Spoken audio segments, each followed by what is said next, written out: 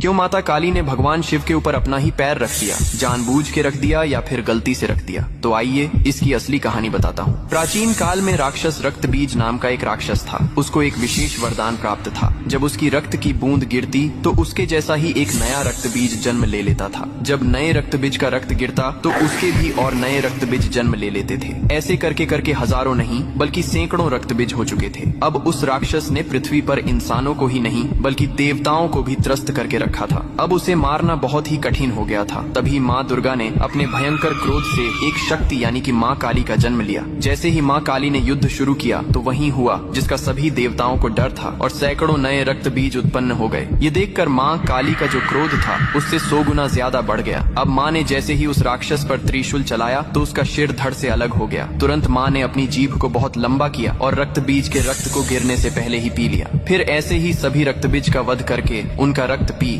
कर उनका क्रोध अब 100 गुना से 200 गुना बढ़ गया था। धरती कांपने लगी थी, समुद्र मथने लगे थे, देवता भयभीत होकर इधर उधर भागने लगे थे। तब देवताओं ने भगवान शिव से प्रार्थना की, हे महादेव, आप ही माता काली के संताप को शांत कर सकते हैं। शिव ने देवताओं की पुकार सुनी और माँ काली के सामने युद्ध भूमि में पहुंच गए। लेकिन माँ अपने तांडव में इतनी लीन थीं कि उन्होंने शिव को भी नहीं देखा। तभी भगवान शिव ने स्वयं माता के चरणों में लेट गए। जैसे ही माँ काली का पैर अनजाने में शिव के सीने पर पड़ा, तुरंत उनका क्रोध शांत हो गया। उन्होंने नीचे देखा तो अपने प्रिय पति शिव थे। यह देखकर उनकी जीभ शर्मिंदगी से बाहर निकल आई। इसके बाद शिव ने मुस्कुराते हुए कहा, हे माँ, तुम्हारा यह रूप सृष्टि के संतुलन के लिए था, लेकिन यह रूप अब धरती पर बहुत धाम धूम से पूजा जाएगा। यही कारण है कि तस्वीर में और मूर्तियों में माँ काली को शिवजी पर खड़े हुए दिखाया जाता है, जो बहुत ही शुभ